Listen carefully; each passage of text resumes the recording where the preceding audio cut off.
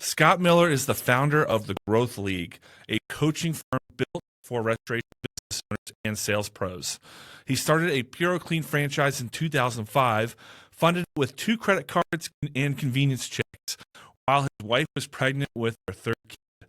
Went independent in 2013 and sold the business in September 2017. Today, he coaches around 40 owners through one-on-ones and the Restoration Sales Academy and the Restoration Profit Academy. In this episode, Scott pulls back the curtain on why most restorations P&Ls are quietly lying to their owners.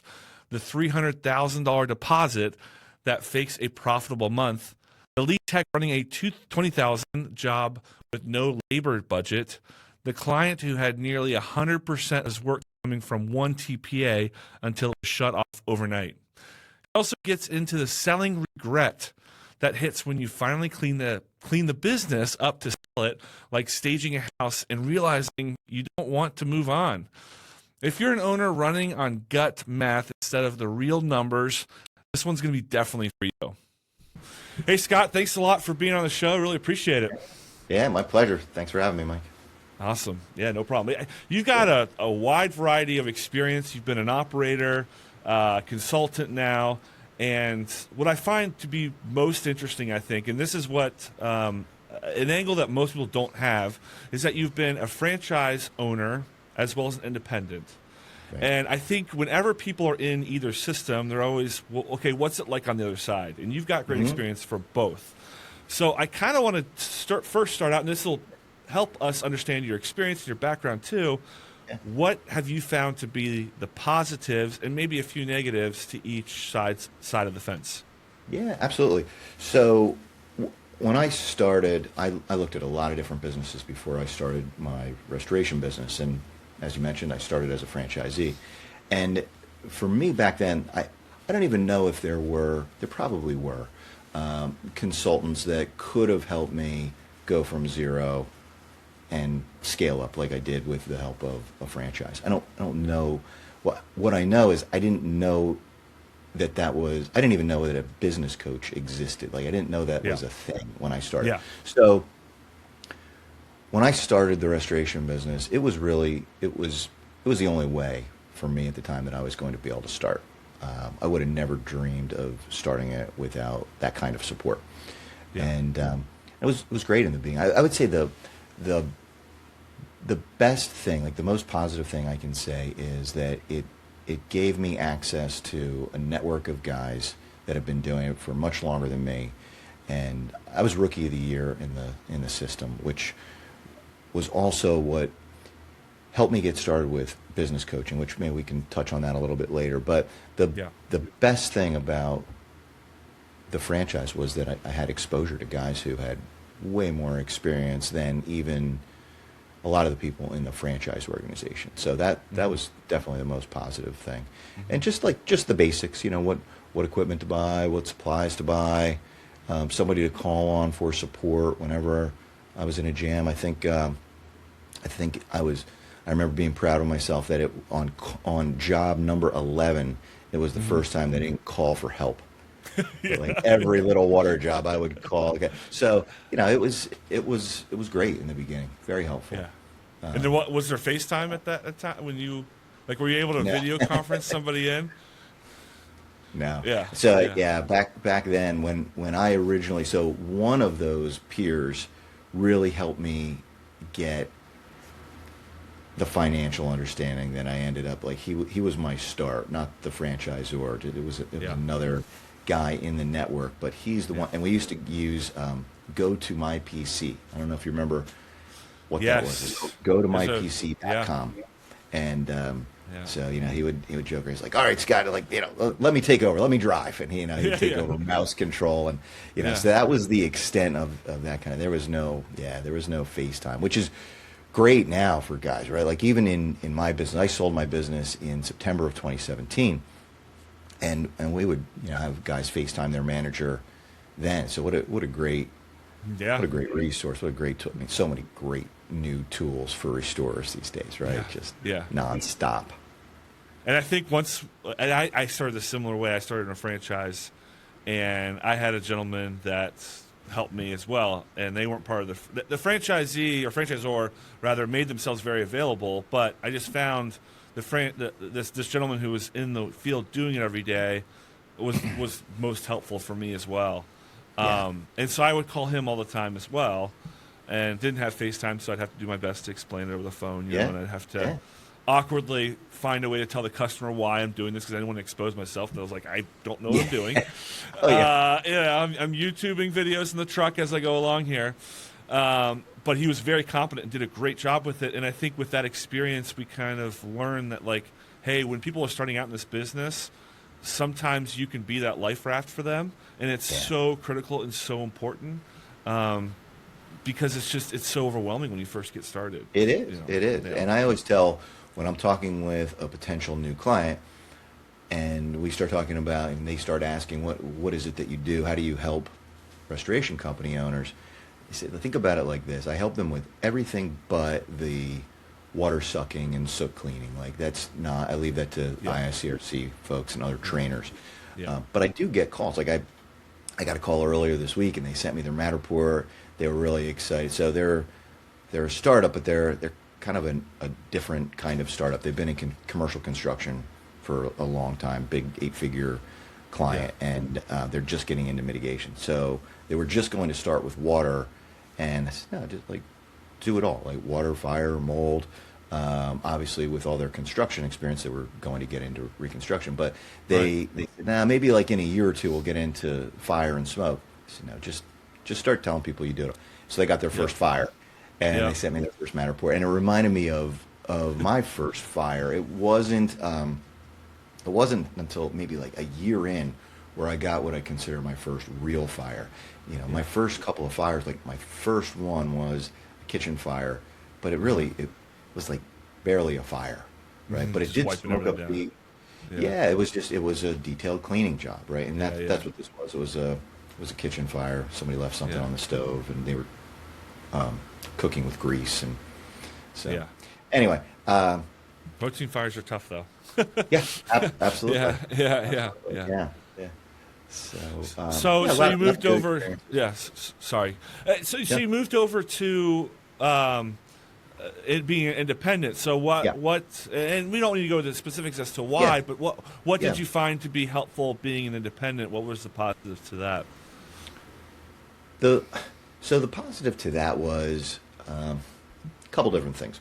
One, at the time, the franchisor didn't support reconstruction, and I really wanted to get into reconstruction. So that was one thing that leaving the system allowed me to do. The other was there was a lot of confusion in the market because with some franchisors don't have a lot of dots on the map, right? So if you're in a market, you might be the only franchisee in that market. In my case, I was in a market with 8 other companies that had the same name, so there's a lot of confusion.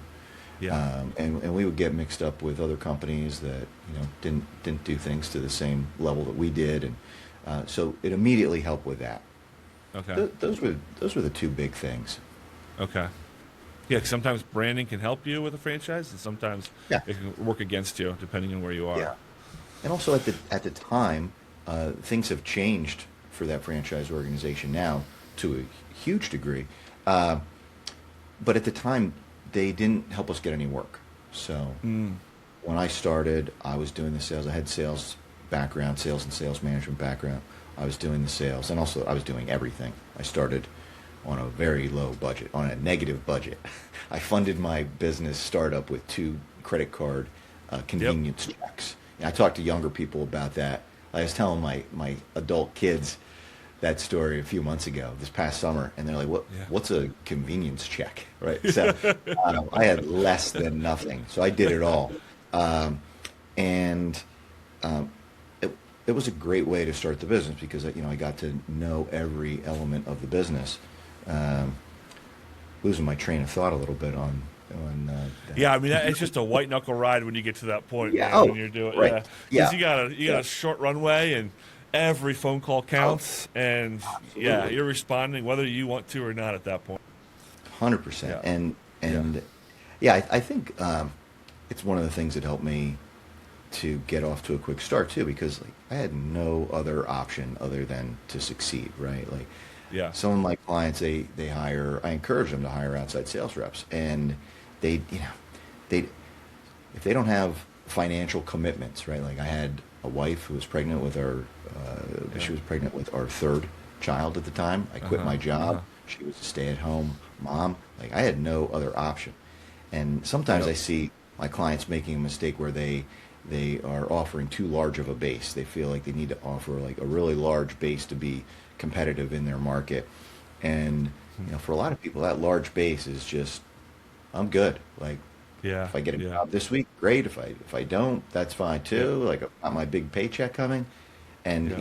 you started a business from zero also. Yep. Like as an owner you said it, short runway, right? Financially, you got to make the phone ring Yeah. and Go. sign the job, Yep. right? Like there Yep. is a Yep. huge sense of urgency that I think Yeah. we as owners, as leaders, have to convey that sense of urgency, instill that in the team. Yeah. Cool. Well, we're going to touch on building a sales team in a little bit. I kind of want what I'd like to do is this business is so challenging to systemize it, right? Mm-hmm. And when I started my restoration business, I was on call all the time. I got married and then went on a cruise to Alaska, and it didn't. I mean, many things might have changed, but I had no cell service for about a week. And that I had a business partner, but I was more the ops guy. So it just kind of freaked me out to understand that like I'm going to be going dark for about a week. It just very was not like me.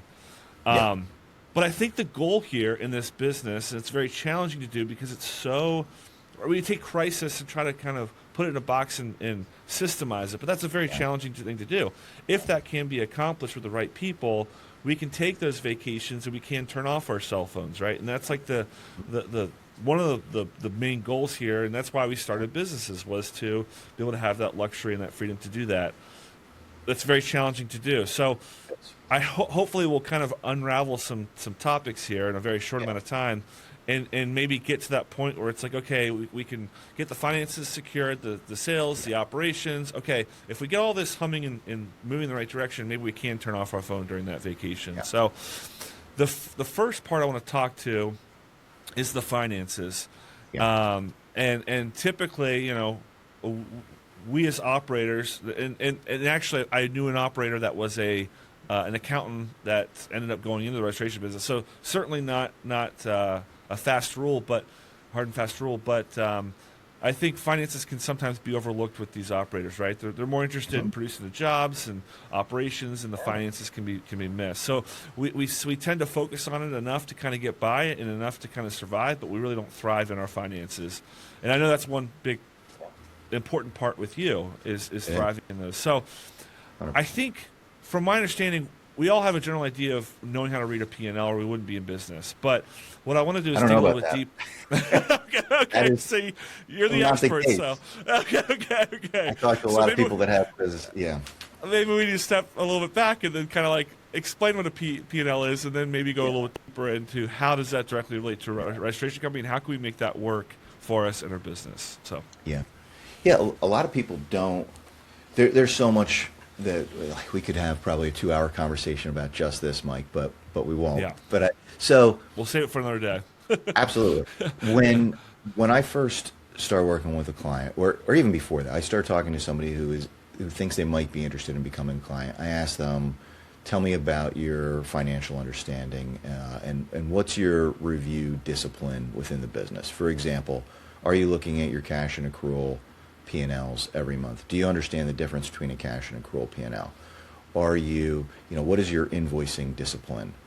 What are you doing with deposit money? How are you booking your deposit money? And all of these questions lead to, I want to get them to a process where their financials are the absolute truth about the business. They can, their job costing, so they know everything that's going on with every single job, whether it's mitigation or reconstruction. They understand the profitability of it. They understand what's going well, what isn't. Is it meeting the projected gross profit margin goal for that type of job or not, right? And what I find is, like, very quickly they're like, no, I'm not doing any of that, right? Like Mm-hmm. I'm looking at my bank balance. I look at my P&Ls, sometimes monthly, sometimes quarterly. Sometimes it's when I get them from my accountant. Mm-hmm. Sometimes it's we, our accountant has QuickBooks, and we have QuickBooks, and we do some book, and they're different files. Like there's all kinds of messes. It's Mm-hmm. very rare that when I start working with a client, their books are pristine. Like Mm-hmm. everything is being done really well. And I think it's probably because if they have that level of discipline, they're probably very disciplined in other areas of the business, and they Mm-hmm. probably don't need me as much as, not to say that there wouldn't be small things that I could still help them with, but they probably don't need me as much as people that are in the dark about their financials. Mm-hmm.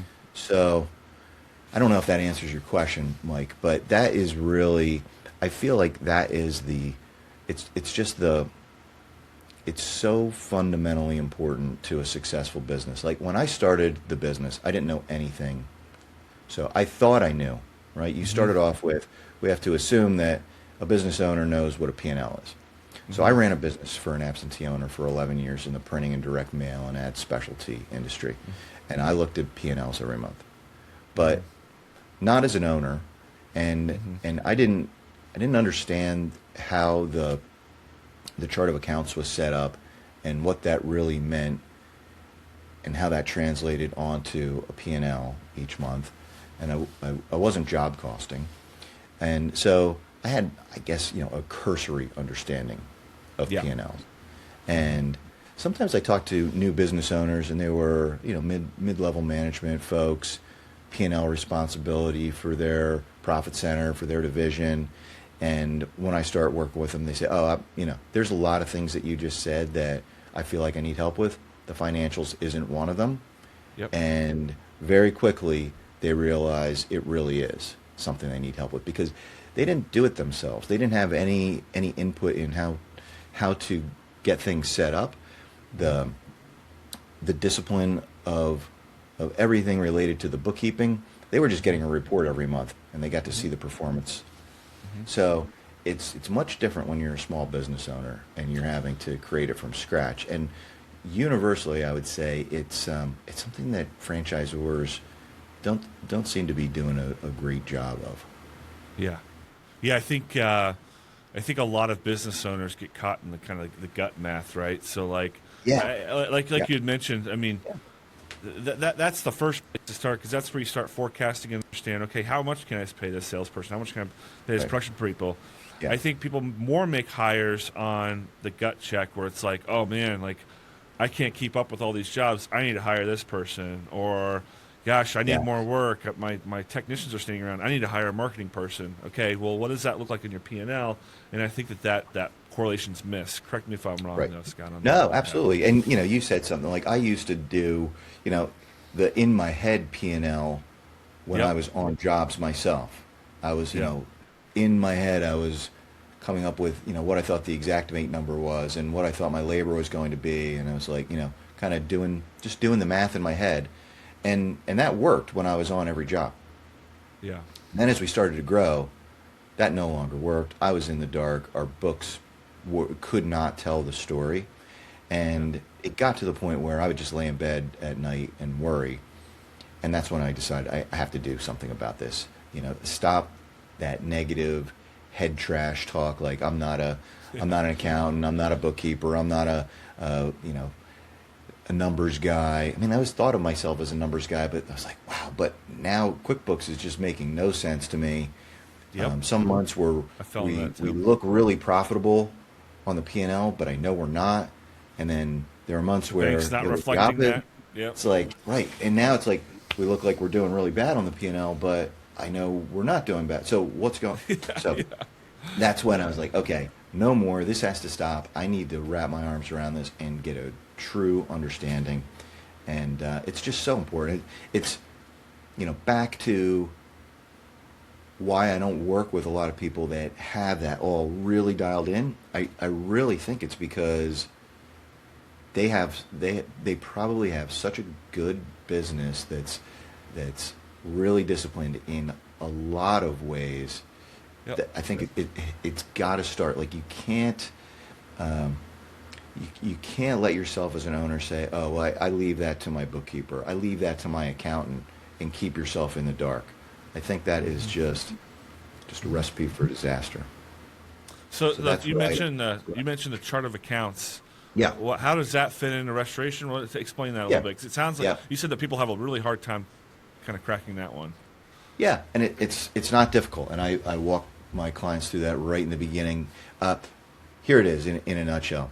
We want to be able to have a place for everything to go, right, in your bookkeeping system. So your income, your cost of goods sold. So your income, obvious, right? You do a water job, that's income. You do a fire job, it's income. A reconstruction job, cost of goods sold is all of the labor and materials and supplies that go into the production of that work. And then, Okay. so you've got three main parts to the P&L. You've got your income, your cost of goods sold, and then your expenses. Your expenses, all of your overhead things like your rent, your insurance, your lease payment on your Ford Transits, right? Your cell phone bills, your health insurance, your payroll taxes, your salesperson, your office staff.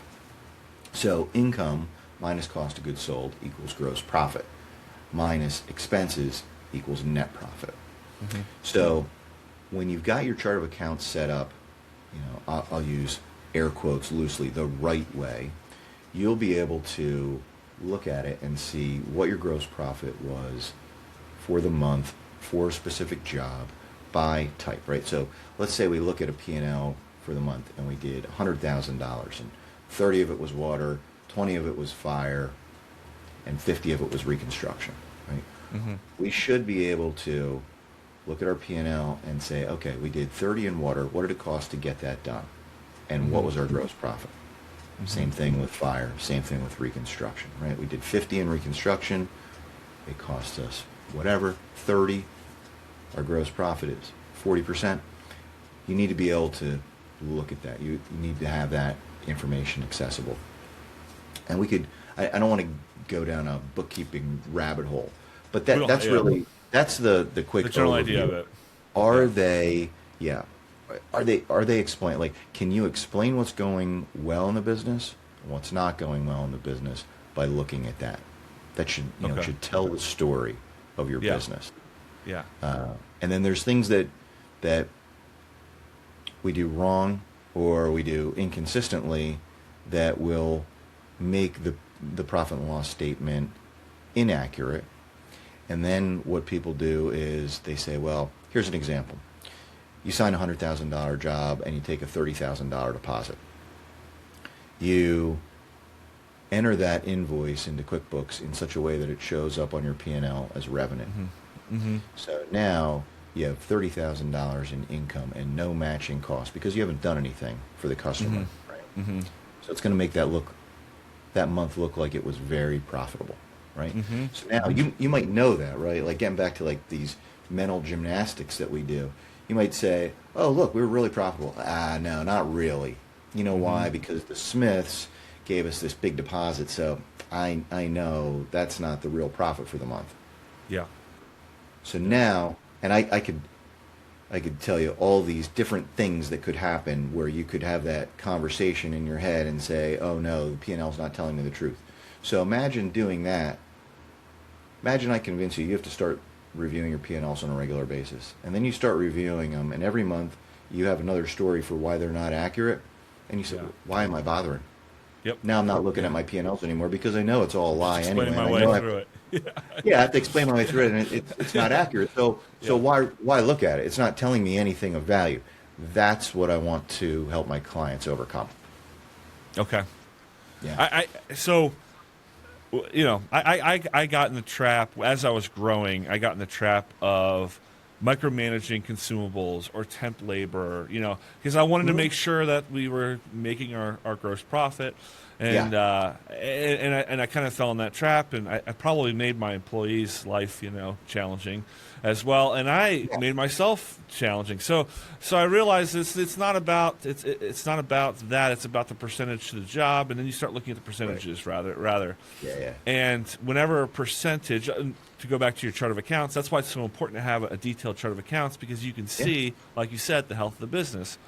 Whenever something would go out of a line, rather than the amount but the percentage, Yep. that I consider that as the check engine light going off. That was my 100%. that was how Yeah. I called it. I said, "All right, guys, our check engine light just went off in our car. We got to figure out what's going on." So Yeah. then we dive deeper into it, and you've got a lot of experience with operations. So there is, for your consulting business, I'm sure it's more of a customized approach, and there's hundreds of things that can be done and little levers that Hmm. can be pulled to make yourself more profitable in the operations of the business. I want to Absolutely. go through maybe the top two things that you see a lot that somebody can kind of evaluate and say, okay, is that something? Do we fall in that camp? Is he speaking to us, and can I make that change today to increase our profitability? Yeah. And on another podcast, we'll do one called "Micromanagement Gets a Bad Rap" by Scott Miller. Like Okay, there's that's something fun. to be That said makes for me feel better. micromanagement. Oh, like yeah. I tell a lot of my clients, your job is to be checking, not doing, but checking to make sure that the process is being followed. Right. It's one thing Yeah. to write the process, to document, to have a video, to have AI write you an SOP, which is so easy to do. It's another thing to make sure that it's being followed, right? Yep. Um, I think from a high level, the biggest opportunity is sharing with your team members what the goal is. For example, if you are a lead technician and you're doing a structure and contents, let's just say a structure cleaning job, and it's a $20,000 structure cleaning job. How many lead technicians do you think that are running that job? And it might not be. There's so many different titles, right, in different restoration companies. So it might be Yep. lead technician, it might be whoever is running that job. So, one, are you holding them accountable for the financial success of the job? Mm-hmm. And do they know what that is? Do they know what their target is, either for labor or for the gross profit of the job? Because if nobody's accountable for the financial success of that job, or they are, but it's vague and they don't know what that means, they don't know what the target is, how can they hit it? And so when I help my clients make that shift, it's an immediate increase in profitability, because now all of a sudden they know, like, I've got. And then if you take it the next step and say, okay, here's the dollar amount of the labor budget, Mike, and let me help you figure out how many hours that is of labor, how many 8-hour shifts, like how many days with how many people, and that's your target, right? And now you can manage the job, manage the labor to get it done in that time, as opposed to, here's a big job, go get it done. However long it takes you to try to move fast and do a good job. So, and then the same thing, like, it's still hard for me to believe that people, and I think it's a huge problem. People enter into reconstruction jobs without a documented budget. Mm-hmm. They just say, like, you know what, we're anxious to start moving, and I think in most cases their heart is in the right place. Like, I just want to help my customer get back in their home, Mm-hmm. right? But Mm-hmm. and we'll just hope that the numbers work out. Yeah. So I think Yeah, it's we'll get 3 trades bids, and whatever comes in lower, we're taking, and that's yep. yeah, yeah, Yeah. and with no forethought, no documentation about what the actual budget is and what we're projecting as our gross profit, and then also without a documented budget, invoices are coming in from subs, you're spending money on materials, and you have nothing to check against, right? Like, Mm-hmm. if Mike, if you're like a general sub and you're going to do a patch and paint and some trim and maybe a little bit of flooring. And if we don't have an agreement, you and I, on how much you're going to charge me, Yeah. that's a problem, right? But it's very common, and I'm sure a lot of people will watch this and say, "Oh, that's crazy." Like I can't imagine anybody not having a budget before they start. And I hope there's a lot of people watching and saying that, but Yeah. it is very common that folks don't do that. And then again, like back to the one person financially responsible for an outcome, right? Mhm. They have to know what it is. I think that's the biggest lever. The another thing that is something that you mentioned, your check engine light, right? Yeah. When you start being able to rely on your P&Ls as the truth, and you're going to look, and I always recommend, like I do monthly cash and accrual basis P&L reviews for my clients every month. They send them to me. I start my screencast recorder, and I have their financial on my screen, and I walk through what I'm seeing. So I tell them what looks good, what looks bad, what looks so wacky it's got to be wrong. And I always have them do it with percentage of income column selected, right? So they can start to see, like, you know what, mitigation supplies, they're at 8% this month. They're usually at 1.5 to 2, right? Like something's wrong, or maybe something isn't wrong. Maybe it was, maybe it was December, and the accountant said, you know what, you should pre-purchase some supplies to, maybe drive down profit a little bit, help with the tax, but maybe. So as long as it's explainable, but I call it like raising an eyebrow. Like when you see something, you should be so accustomed to seeing percentages, and I give my clients guidelines because in the beginning they don't know what's good, what's not good. Right? What should gross profit be by these different types? So then you know. Which that, Scott, I mean, that's huge in and of itself for you bringing your clients to that, because a lot of people, even if they are doing the accounting correctly, they don't know what they're shooting for. They don't know what the national average is and what can be achieved. Right. I mean, that's massive. That's huge. So I've been reviewing my clients' P&L since 2009, and so every month. So I get to see a lot. And anyway, that's you asked what are the couple of things that could move the lever. I mean, I keep going back to the financials, the making sure, like, it all just starts with making sure that the financials are in really good shape. The other thing that it allows you to do, if you're job costing and you're able to run job filtered P&Ls, now, say you're my reconstruction manager or you're my mitigation manager or lead tech, we can sit down and we can go over all your jobs from the past week or the past 2 weeks, and we can look and see how each one performed financially, and we can talk about, one of my favorite business acronyms is LBNT. What did you like best? That's the LB. And what are you going to do differently next time? It's the NT. So say, Mike, you did great on this job. What went well? Yeah. Right? Let's look at it. Let's look at the scope. Let's look at the photos. If there's a Matterport, let's look at, let's try to capture all the things that you did well. Anything that you would do differently next time? Yeah, you know what? I think I didn't really need somebody with me on day 2 and 3 when I went to monitor. I probably could have squeezed a little bit more performance out of it if I had just done it all myself. No reason to take a helper for that. Or so now you've got this mechanism to give regular, feedback and keep improving. Right? Look for opportunities. Utilize your team to help keep improving your business. Nice. Yeah. So with that being said, I want to kind of shift gears a little bit to salespeople, and I want to make sure that we fully understand what you're consider to be sales, because this industry is different. Sales could be marketing, going out and stirring up business, signing national accounts, agencies, whatever, or sales could be someone going in, walking into a job, meeting with the customer who just experienced a loss, signing that loss, reconstruction, mitigation. So in my business, someone signing the loss was sales. Someone who was trying to start business was the marketing manager. Marketing. Is that similar to kind of what you're okay?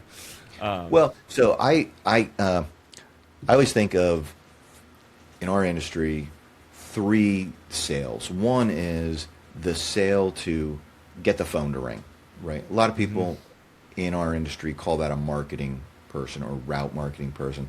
I don't like that term Okay. for that role. I think of that person as a salesperson.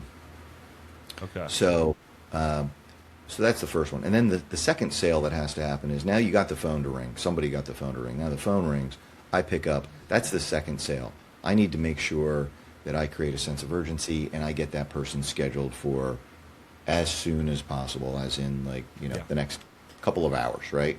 Yep. And then the third sale is the person who shows up at the door with a work authorization in hand, ready to work, right? So 3 sales. So I've got a program called the Restoration Sales Academy where it's groups of salespeople. We meet each week, and so those people are the people that are going out there in the world trying to get insurance agents, property management companies, assisted living facilities, medical buildings, in some cases plumbers, although I'm not a huge fan of the plumber market.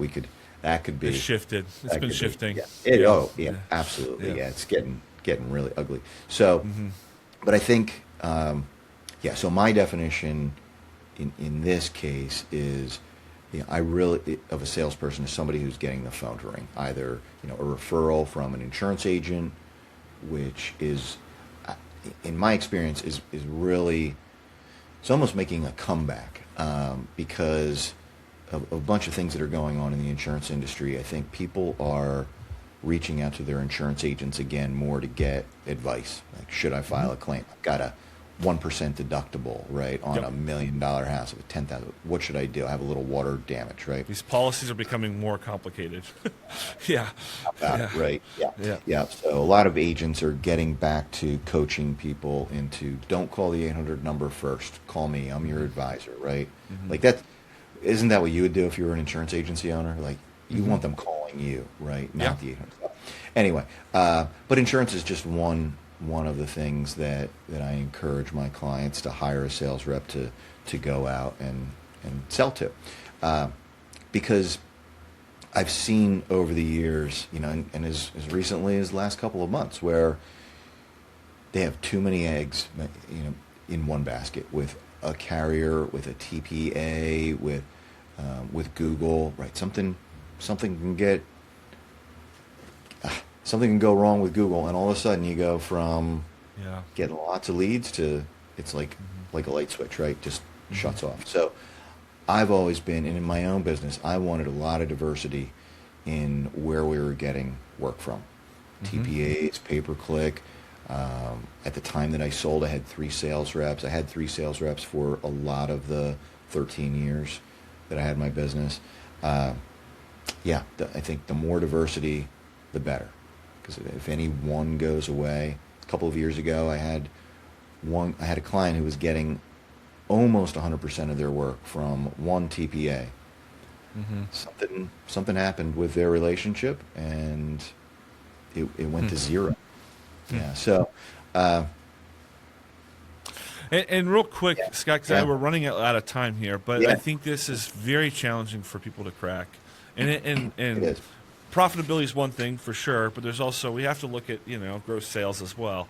So to get to that point, and you get caught in this when you're first starting out. And I know you probably deal with larger clients, but when you first start out, you get caught in this roller coaster, right? So you market and you sell, and then you get a whole bunch of jobs in, and then you got to focus on that, and then you produce those jobs, and then billing, and then work starts to fall down because you're not marketing, and so you're just in this roller coaster, right? And so Talk the best about it all the time. way to flatten this thing out is to hire someone who's just constantly pushing out that message. But the hard thing about this business is there's no close to it, essentially. You can't really work up to a close, like the marketing. So it's hard. It's just constantly pushing out the message. So Right. what is and you talked about making people accountable. So speak on what kind of person are we looking for? How are we structuring that, and how are we holding them accountable? What metrics are we looking at to hold those people accountable? Yeah. So I work with startups, although usually just a couple at a time. A lot of my clients are in the I'd say $750,000 to $6 to $8 million in revenue, but I'm always working with a couple of startups also. Who are you looking for? I think you've got to look for somebody with outside sales experience. I see a lot of times people will hire somebody that has industry experience with a good personality and throw them out in the field, as a field sales rep with no, and it very rarely works. I've got a client now who, it's a family business. One of the sons is doing the sales. Great personality. Got out of college recently. Came into the business. He's doing a fantastic job with sales. I think a part of it is because he's a family member. He's really, he's really invested. And he was a production guy, but he's got a great personality. I think for most of my clients, when they've tried to hire people without sales experience that don't know what it's like to go out there all day long and make lots of sales calls face to face and be faced with a lot of rejection, it doesn't work. So I want to have somebody with prior outside sales experience, even a couple of years.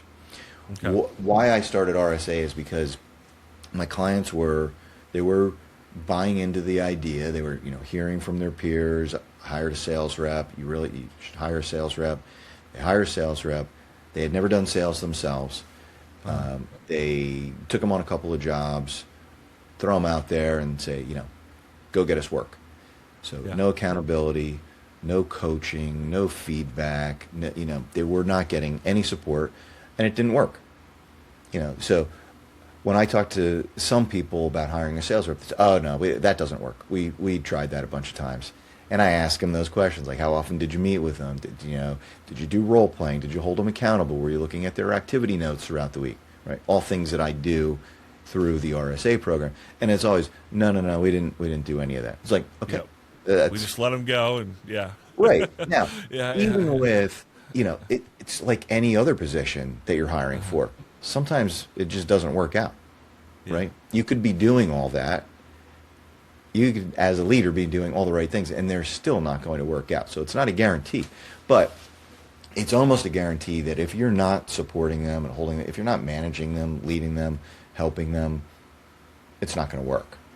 But when you do, they can easily generate in their first year a few $100,000 in mitigation. If your business is doing fire damage work, it could easily be over $1 million in their first year. A couple large losses, from agents, a couple of fires from agents. That's all it takes, right? And most of my clients don't have this sales role calling on adjusters. And I try to encourage all my clients to be calling on adjusters also. It's just another way to diversify, but with production manager people, right? Most adjusters are going to want to talk to somebody with production understanding rather than, a salesperson. So, very cool. Yeah, they want to talk to the person that they're actually going to be working with on a daily basis. Yeah, exactly. Yeah, not someone who's just going to pass that relationship off to somebody else. Yeah, right. Yeah. So. Well, Scott, I really appreciate it. Tell me, as far as a consultant wise, what's an ideal client for you? How can people get a hold of you? This really resonated with them, and they're like, man, I'm getting stuck. And I tell you what, we touched on a few things, but I've had conversations with you in the past, and I have not been able to figure out a topic where you didn't have some level of insight or experience on. So even though you might be struggling in a different area that we didn't talk about today, I'd be willing to bet that you'd have a pretty darn good solution for them and could kind of walk them through that. So what kind of person are you most impactful with, and how can they get a hold of you, and what would be the first steps to starting that relationship with you? Sure. Yeah. So if you go on my website, thegrowthleague.com, there's a big button that says schedule. Just book a call with me. We'll talk. And I think very quickly, like in 10 or 15 minutes, we'll figure out if it makes sense for us to work together. I have 3 different ways that I work with clients. One-on-one, RSA, which I talked about a little bit, which is the Restoration Sales Academy group program. And then also RPA, Restoration Profit Academy, small peer group of owners. And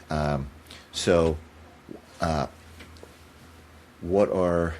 I think your question was, aside from how can they get in touch with me? What's the most impactful thing and that you kind of help with, and what's the typical somebody in their journey of being a restoration owner? Who do you typically work with?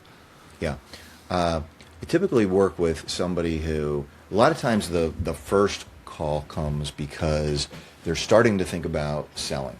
And it could be within the year, but a lot of times it's more like 3 to 5 years or 7 years, and they're realizing that they don't have a sellable business because their financials are a mess. They're not as profitable as they know they should be or could be.